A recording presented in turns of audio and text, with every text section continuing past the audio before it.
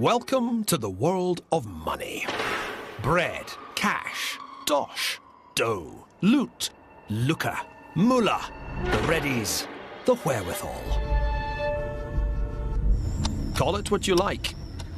Money can break us, or it can make us. In the past year, it's certainly broken more than a few of the biggest names on Wall Street and in the City of London. And while former masters of the universe crash and burn, the rest of us are left worrying if our savings would be safer in a mattress than in a bank. The great financial crisis that began in the summer of 2007 has most of us utterly baffled. How on earth could a little local difficulty with subprime mortgages in the United States unleash an economic tsunami big enough to obliterate some of Wall Street's most illustrious names, to force nationalizations of banks on both sides of the Atlantic, and to bring the entire world economy to the very brink of recession, if not downright depression? Shouldn't this series be called The Descent of Money? Well, I want to explain to you just how money rose to play such a terrifyingly dominant role in all our lives. What's more, I want to reveal financial history as the essential backstory behind all history. Banks financed the Renaissance, while the bond market decided wars.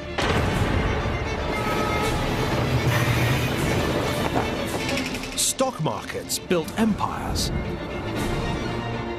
and monetary meltdowns made revolutions. From ancient Mesopotamia right down to present-day London, the ascent of money has been an indispensable part of the ascent of man. But money's rise has never been a smooth upward ride.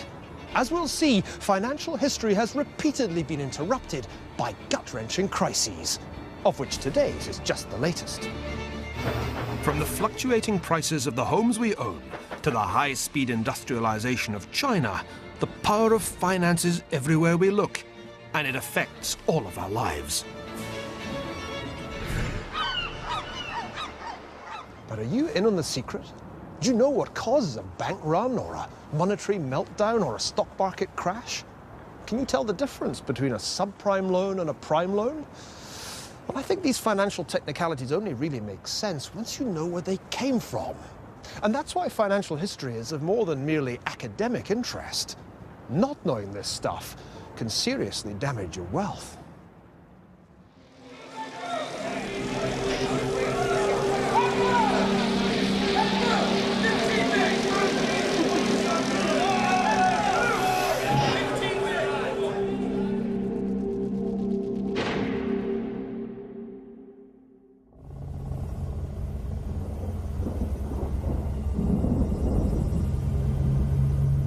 Crisis or no crisis, the amount of money sloshing around planet finance still boggles the mind.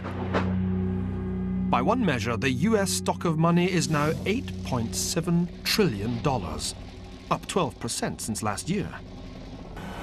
And some people are still pocketing a huge share of that cash. Last year, despite the onset of the biggest financial crisis since the Depression, his hedge fund paid George Soros a cool $2.4 billion. That's roughly 41,000 times more than the average American family earned. As they say on Wall Street, way to go.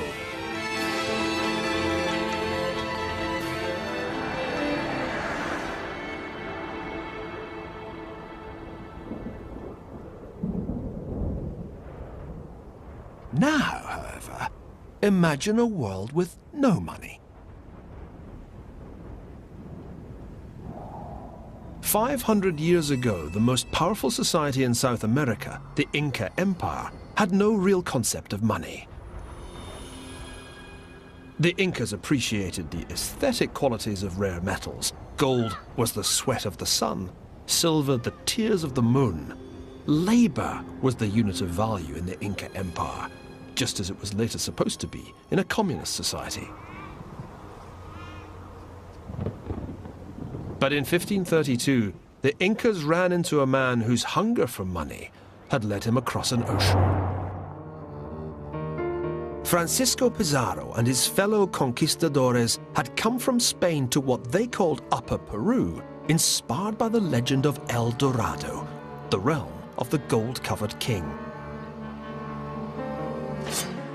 After defeating the Inca army at the Battle of Cajamarca, their quest began in earnest. At Potosi, in what is now Bolivia, the Spaniards struck it rich. They discovered the Cerro Rico, literally, the rich hill. Towering nearly 16,000 feet above sea level, it was a money mountain.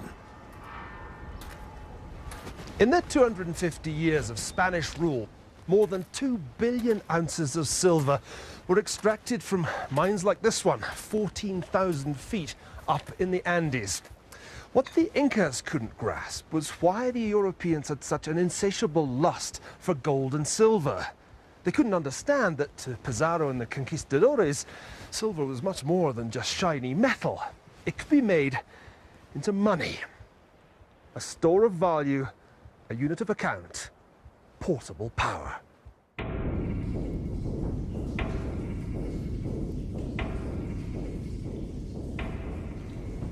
I must say, I find this place pretty harrowing. The Spaniards had a system of forced labor, which meant that every able-bodied male in the native population had to do a stint down these mines. And you can see why 1 in 8 of them didn't survive the ordeal.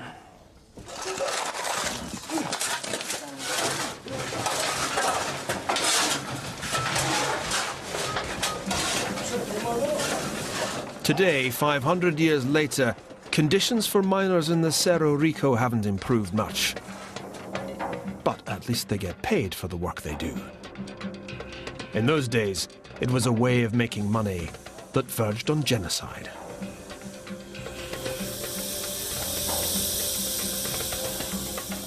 The silver ore was ground up, refined with mercury, and then shipped to Europe as bars and coins. Empire, it seemed, had made the Spanish crown rich beyond the dreams of avarice.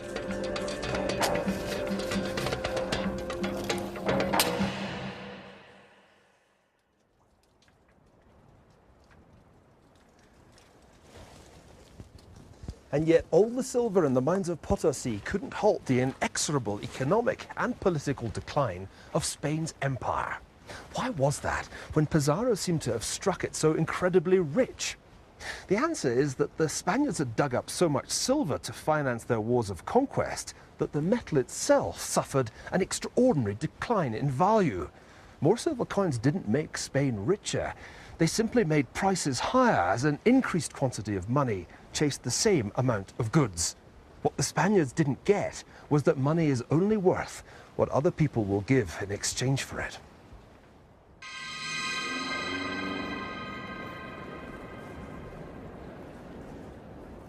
And whether money takes the form of silver coins, seashells, bars of gold, or banknotes, that's been true from ancient times right down to the present day.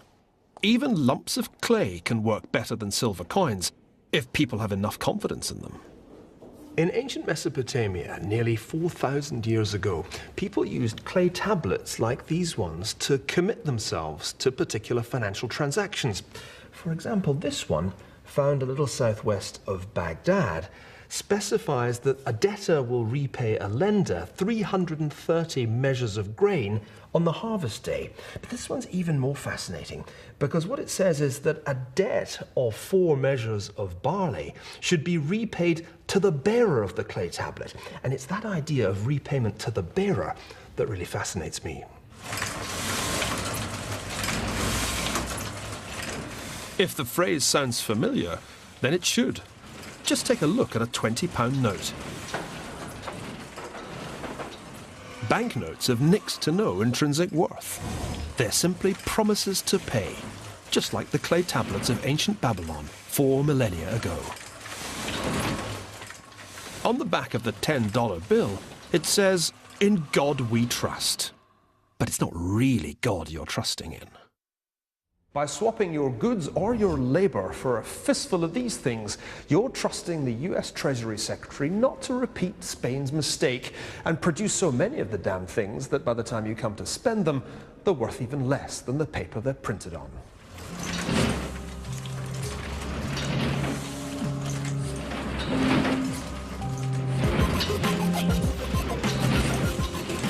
Today, we're quite happy with paper money.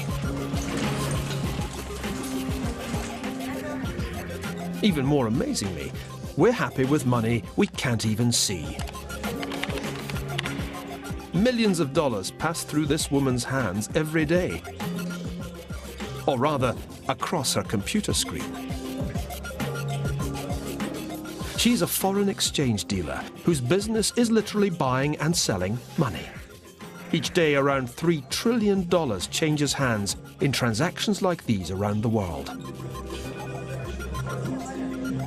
And it's all built on trust. It has to be when you can't even touch the stuff. That's what the conquistadores got wrong.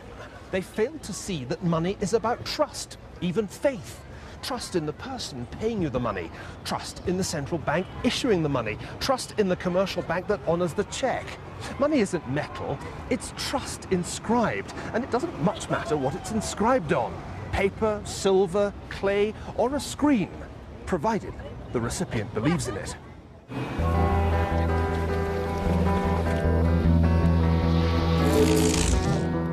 There was one huge possibility created by the emergence of money as a system of mutual trust. A possibility that would revolutionize world history. It was the idea that you could rely on people to borrow money from you and pay it back at some future date.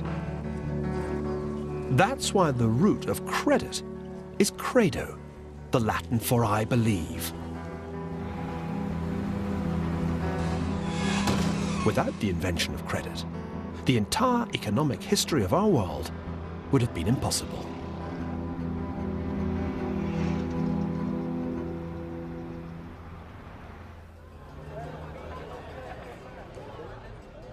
Because we take it for granted, we tend to underestimate the extent to which our entire civilization is based on the borrowing and lending of money. No, it doesn't literally make the world go round, but it does make vast quantities of people, goods and services go around the world, from Babylon to Bolivia. The puzzle is that the early moneylenders got so little thanks for their services.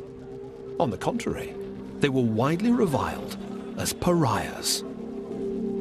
Why was that?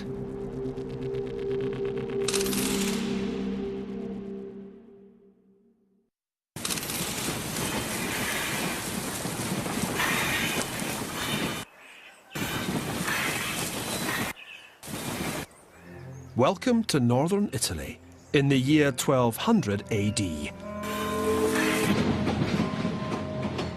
A land divided into multiple feuding city-states. A land where trust was in rather short supply. Among the many remnants of the defunct Roman Empire was a numerical system singularly ill-suited to complex mathematical calculation, let alone the needs of commerce. Nowhere was this more of a handicap than in Pisa, where merchants struggled to do business with 7 different forms of coinage in circulation. Even the simplest transaction could be a headache, requiring the use of an abacus. By comparison, economic life in the Eastern world, in the Muslim Caliphate or the Sung Chinese Empire, was far more advanced. To discover modern finance, backward Europe needed to import it. Enter a young mathematician called Leonardo of Pisa, or Fibonacci. The son of a Pisan customs official based in what is now Algeria, Fibonacci is best remembered today for his sequence of numbers that mimic the properties of nature. But the famous sequence was only one of many Eastern mathematical ideas that Fibonacci introduced to Europe with his path-breaking book, the Liber Abaci, the Book of Calculation. Even more important was his demonstration of the superiority of Arabic numerals over Roman numerals. And crucially, nearly all Fibonacci's examples related to business.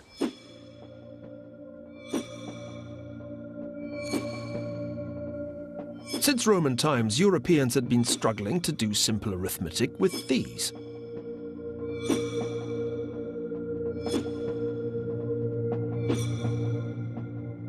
The Hindu or Arabic numerals made all kinds of calculation easier.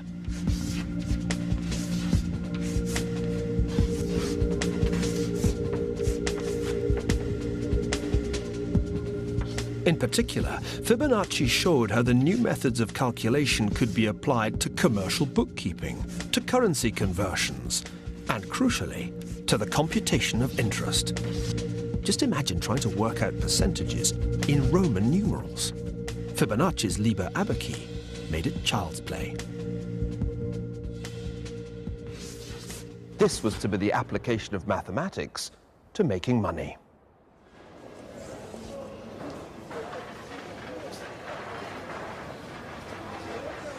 The most fertile soil for such financial seeds proved to be the Italian city-states. Fibonacci's hometown of Pisa was one, but it was above all Venice, more exposed than any of the others to Oriental influences, that became the great money-lending laboratory.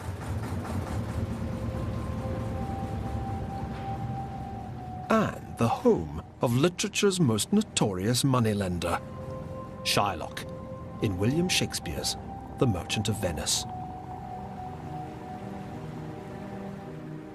May you stead me? Will you pleasure me? Shall I know your answer?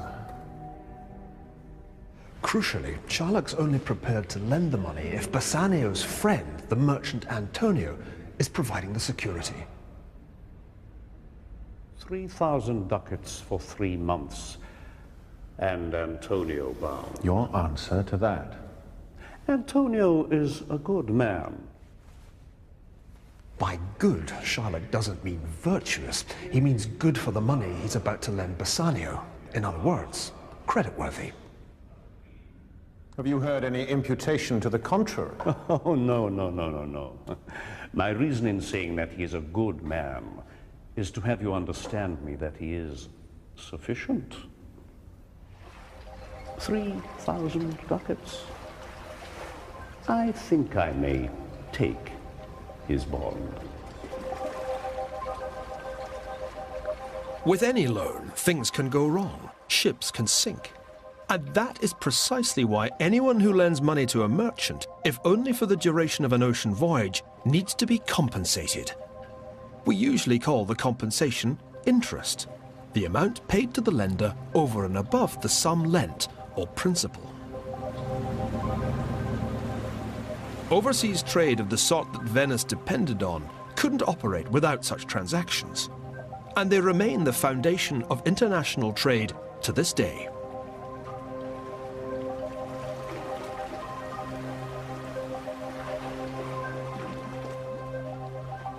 But why does Shylock turn out to be such a villain, demanding literally a pound of flesh, in effect Antonio's death, if he can't fulfill his obligations? Why is Shakespeare's moneylender so heartless, the original of that blood-sucking financier who recurs time and again in Western literature?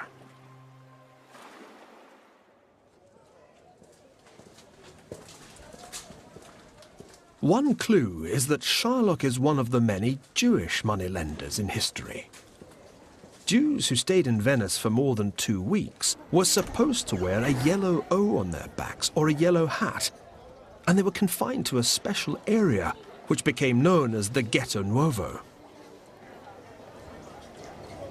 This is the entrance to the Jewish ghetto in Venice, where Jews were obliged to live and indeed confined at night. Jews were tolerated in Venice, but for a reason. The key was that Jews could provide a service that Christian merchants were forbidden to do. They could charge interest on their loans. Fibonacci might have figured out the mathematics of lending, but it took Shylock to do the deal.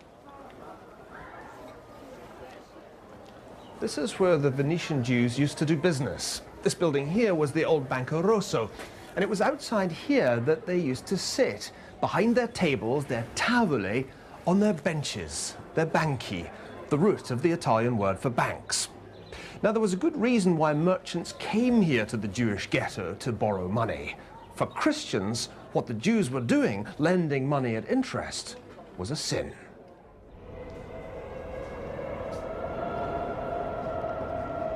The medieval church's laws against usury, charging interest on loans, were a major obstacle to the development of finance in Europe. After all, what God-fearing Christian merchant wished to risk the torments of hell?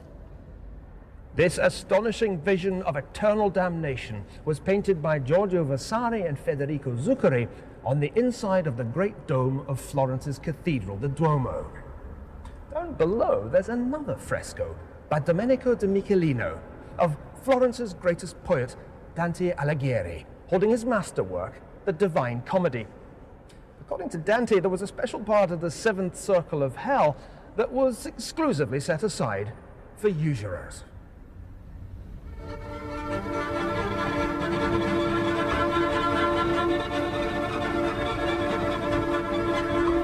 There, the moneylenders were eternally tortured with scorching earth and freezing snow, their necks weighed down with bulging purses. Jews too weren't supposed to lend at interest, but there was a convenient get-out clause in the Old Testament book of Deuteronomy, chapter 23. You weren't supposed to lend to your brother at interest, but to a stranger, well, that was a different matter. In other words, a Jew couldn't lend to a Jew, but he could lend to a Christian. The price the Jews paid for performing this service was social exclusion. Hence the ghetto, and hence the centuries-long association between Jews and finance, one of the few forms of economic activity from which Jews were not once excluded. In the end, of course, Shylock is thwarted, for although the court recognizes his right to a pound of flesh, the law also prohibits him from shedding Antonio's blood. And because he's a Jew, the law also requires the loss of his goods and life for so much as plotting the death of a Christian. He only escapes by submitting to baptism. It turns out to be a risky business to be a moneylender. The Merchant of Venice raises profound questions about both economics and anti-Semitism. Why don't debtors always default on their debts, especially when the creditors belong to unpopular ethnic minorities? Why don't the Shylocks always lose out?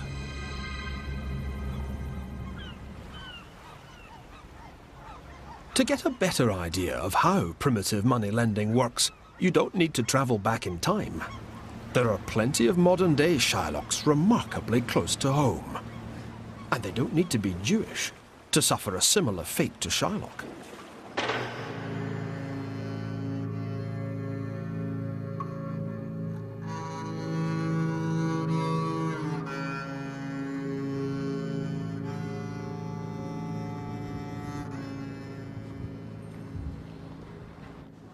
This is Shettleston in the East End of Glasgow.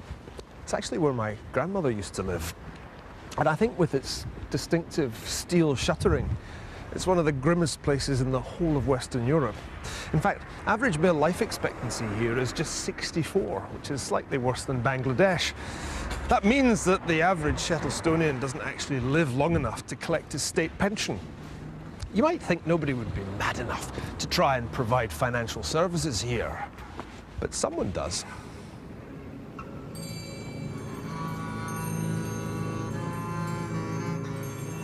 That someone is a loan shark. You give him your benefit card as security and he gives you a loan.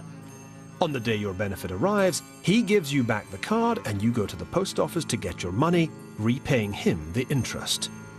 It's a modern version of Shylock's business model. Usury is alive and well and living in Scotland. These are some pages from the loan book of a Glasgow loan shark, and it's kind of interesting to see how the business model works. You lend out maybe £10 to someone and you expect to be paid back £12.50 at the end of the week. Now that's 25% a week But if you work that out as an annual rate, it comes to 11 million%.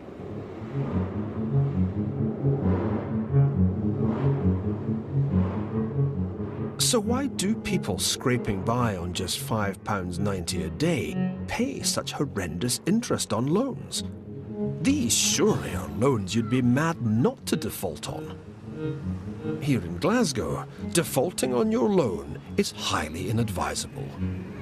You won't literally lose a pound of flesh, but grievous bodily harm isn't an unknown consequence of letting down the loan shark. Quite simply, individual loan sharks have to be rapacious and ruthless because the costs to them of even a single defaulter are so high. And that explains why, from Renaissance Italy to modern Scotland, the moneylender is so often a hated figure. He's providing a service, but at a socially unacceptable price. So how did lenders learn to overcome this fundamental problem? If they were too generous, they didn't make any money. But if they were too hard-nosed, borrowers would eventually default. The answer was to get bigger and more powerful. It was time to invent banks.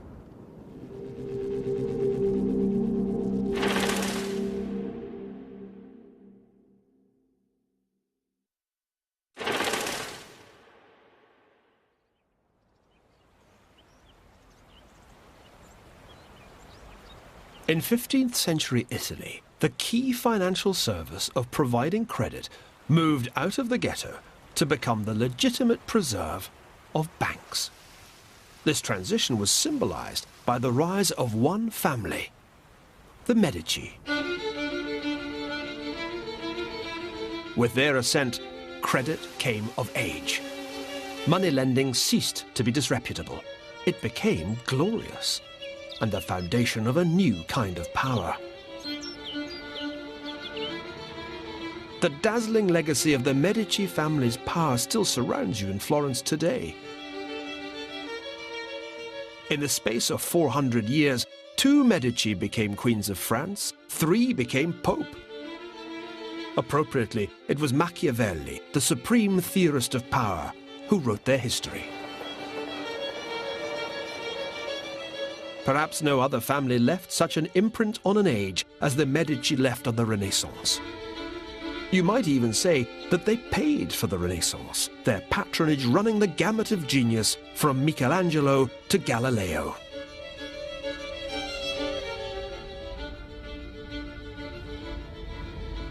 And this, in the Uffizi Gallery, is the Medici's private art collection, one of the most spectacular ever assembled.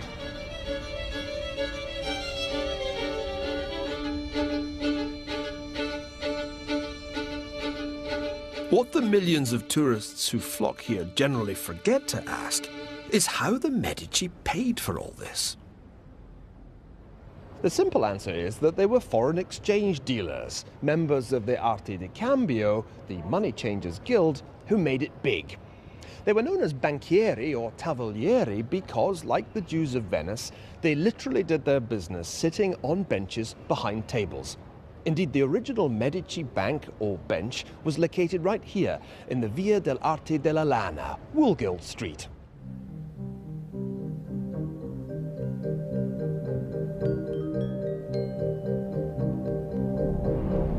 Prior to the 1390s, the Medici were Florence's answer to the Sopranos, a small-time clan notable more for low violence than for high finance.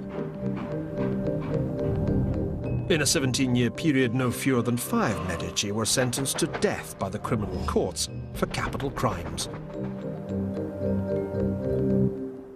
Then came Giovanni di Bicci de' Medici. It was his aim to make the Medici totally legitimate. Part of the secret of his success was an ingenious bit of creative accounting that got the Medici off the hook of the anti-usury laws.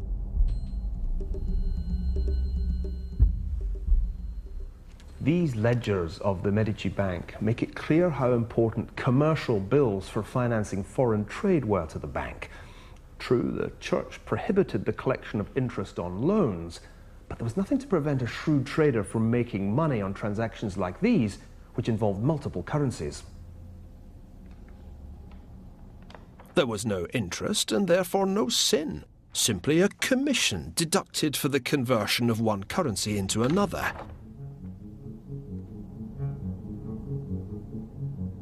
If money was advanced to a particular trader for any length of time, the commission was that bit larger.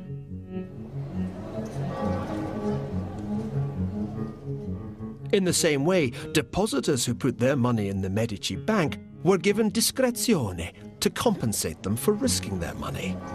This was credit, in other words, but with the interest payments discreetly concealed. Now, for the first time, money lending had evolved into banking.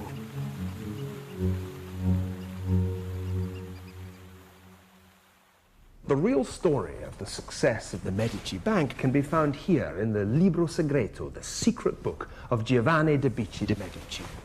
The key was not so much size as diversification. Earlier Italian banks had been monolithic and very vulnerable to default by a single bad borrower. But the Medici Bank was made up of multiple interlocking partnerships, each in some measure independent of the rest. It was this decentralization that was the key to their astonishing profits. Under Giovanni's guidance, the Medici banking network extended from Florence to Venice to Rome. The scale and diversity of the Medici's operations was the key to reducing the risks of money lending, and therefore also the costs to borrowers. That's the essential difference between loan sharks and banks, between Shylock and the Medici. And here's the proof that it worked. Page after page of Giovanni's assets declared for tax purposes, and culminating in the grand total of 91,089 florins. In those days, that was serious money.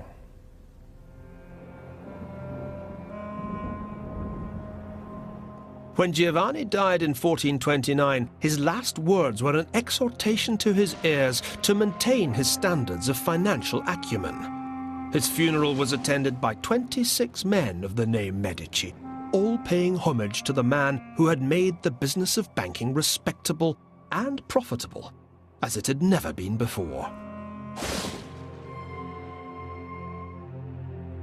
For his son Cosimo, the accumulation of wealth combined seamlessly with the accumulation of power. Within 20 years of his father's death, Cosimo de' Medici was the Florentine state.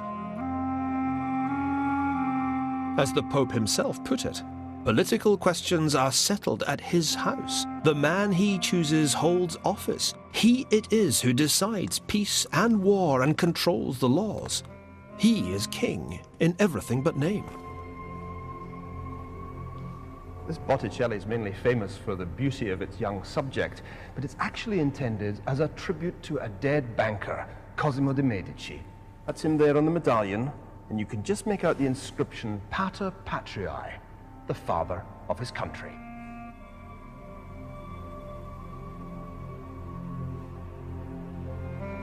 In 150 years, the Medici had transformed themselves from backstreet moneylenders to the most powerful financial force in Europe.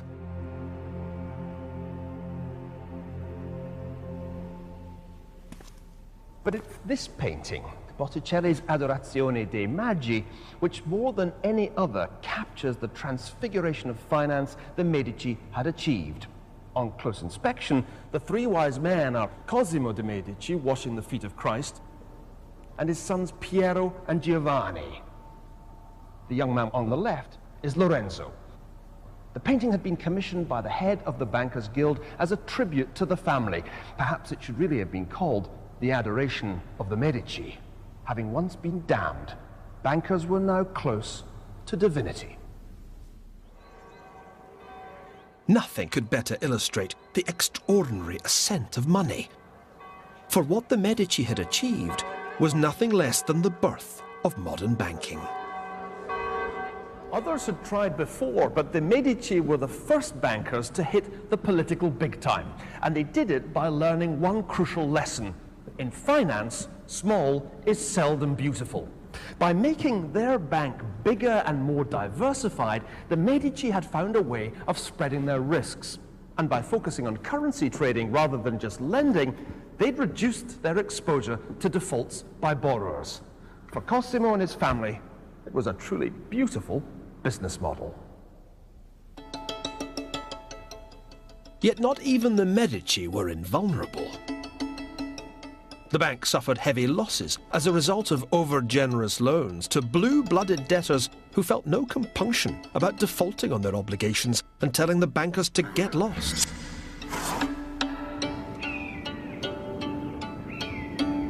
Bad debts, money owed by borrowers who go bust, are the perennial problem that any bank confronts. Yet for a time, it seemed as if modern bankers had solved this age-old problem. They really thought they were smarter than the Medici.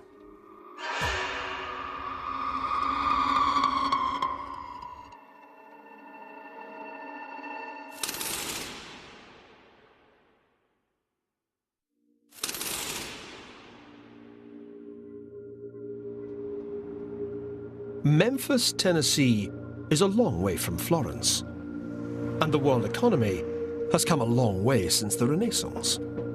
A crucial part in that transformation has been played by the spread of modern banking from its Italian birthplace to a country where money has increasingly taken the form of easy credit.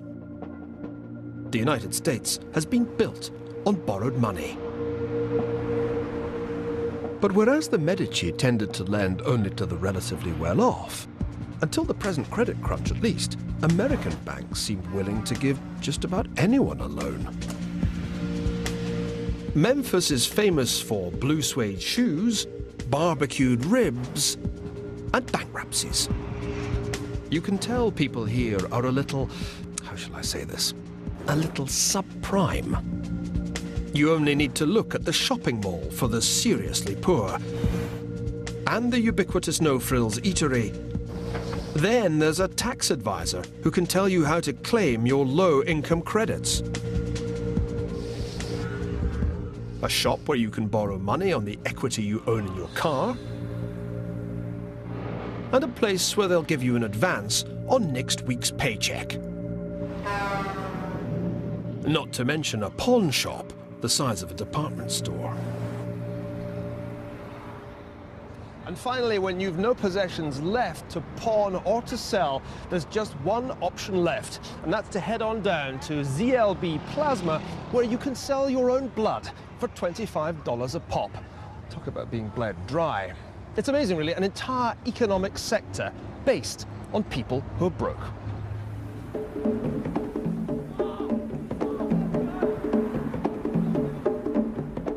In some ways, it rather reminds me of the East End of Glasgow. Yet there's a world of difference between this world and the world where loan sharks extract their pounds of flesh from petty defaulters. Here in subprime America, defaulting on your debts is easy. Well, pretty easy.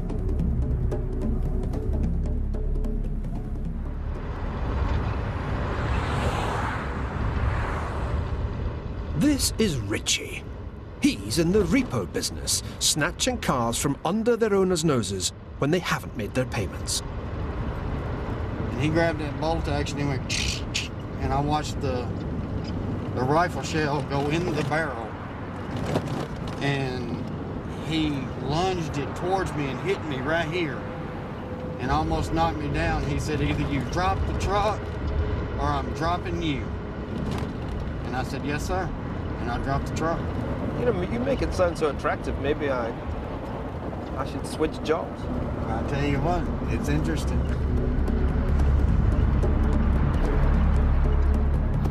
In the bankruptcy capital of America, repossessing cars is a routine matter.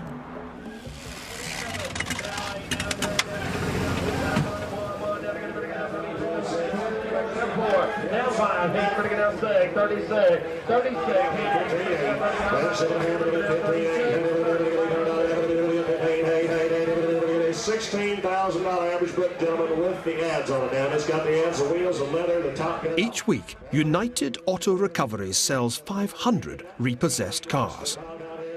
The cars are auctioned off to the trade, ending up in the same car lots to be sold to much the same people, and when they can't keep up with their monthly payments, repoed and recycled once again. Technically, the Memphis repo men are simply doing what debt collectors do the world over. The difference, apart from the sheer mind-boggling scale of the thing, is the relative ease with which the bad debts are wound up and the collateral is sold off. For the debtors, there's virtually no social stigma, and nobody seems to be getting hurt. The big mystery is why the world's most successful capitalist economy is based on a foundation of more or less painless economic failure.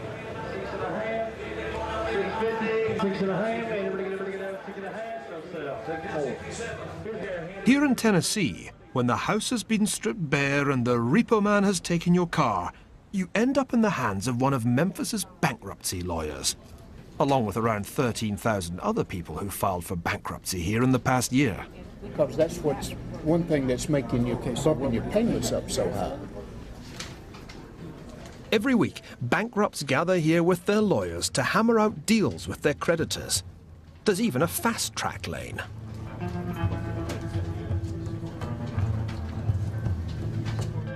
In this case, it's a mortgage, and it's a car or two cars. I can't see anything else in there that they're having to pay off.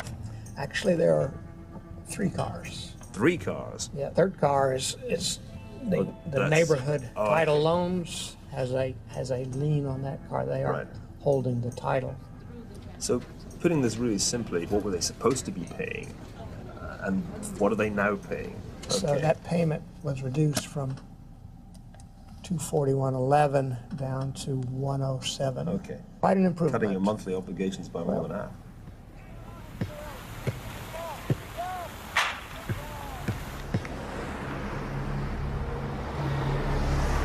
From 1996 to 2006, there were between 1 and 2 million bankruptcy cases a year in the United States, nearly all of them involving individuals who elected to go bust rather than meet their obligations.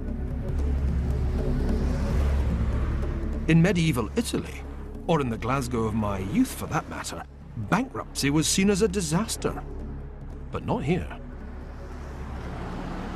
In fact, this ability to walk away unscathed from unsustainable debt and start all over again has been a defining characteristic of American capitalism. There were no debtors' prisons here in the early 1800s, at a time when English debtors could languish in jail for years. Since 1898, every American has been entitled to file for Chapter 7, liquidation, or Chapter 13, voluntary personal reorganization. For rich and poor alike, bankruptcy has become as much of an inalienable right as life, liberty, and the pursuit of happiness. The theory is that American law exists to encourage entrepreneurship, to facilitate the creation of new businesses. And that means giving people a break when things don't work out the first time, or even the second time. The born risk-takers don't get wiped out as they learn through trial and error how to make that first million. Because today's bankrupt might be tomorrow's billionaire. It's a theory that seems to work. Many of America's greatest successes failed in their early endeavors, including the author Mark Twain, the comedian Buster Keaton, and none other than the great industrialist Henry Ford himself. All of these men eventually flourished, not least because they were given a chance to try, fail, and start over. For their part, the banks simply assume that a proportion of the loans they make will go bad. After all, most people going bankrupt owe relatively trivial sums. And Chapter 13 doesn't wipe their debts out. It just reschedules them.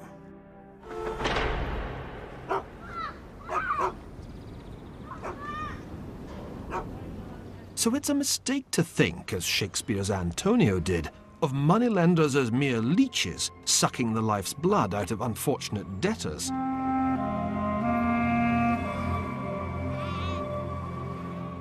Credit and debt are the building blocks of economic development, but it takes banks to elevate that relationship beyond the tie between a loan shark and his hapless victim.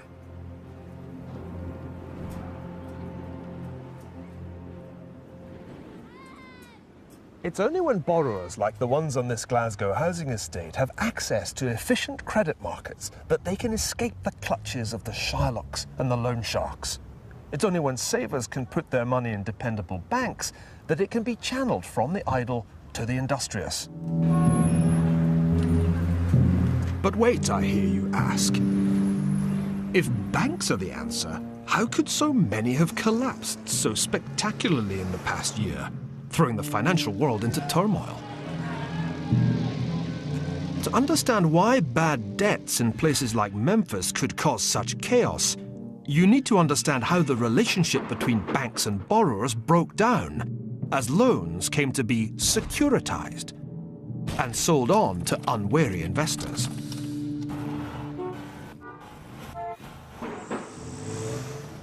Once upon a time, being a banker was really rather boring. You lived by the 3-6-3 rule, which meant you paid 3% on deposits, collected 6% on loans, and were on the golf course by 3 o'clock. But in our time, banking became really rather too interesting. A whole series of financial innovations made it possible for common or garden loans to poor folks in places like Memphis to metamorphose into weird and wonderful things with names like collateralized debt obligations. Well, this financial alchemy, turning lead into gold or toxic waste into gilt-edged securities, was only possible because the ascent of banks was followed by the ascent of the second great pillar of the modern financial system, the bond market.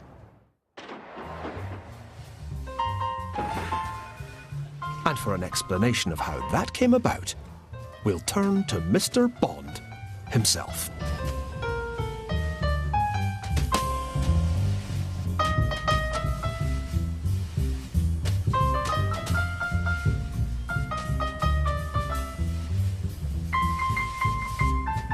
And there's more next week at 8. Details coming up. The accompanying book to the series, The Ascent of Money, The Financial History of the World by Niall Ferguson, is available now, priced £25. Kirsty, with a tale to tell about her own negative equity. Back with Phil on Location, Location, Location, a survival guide, next.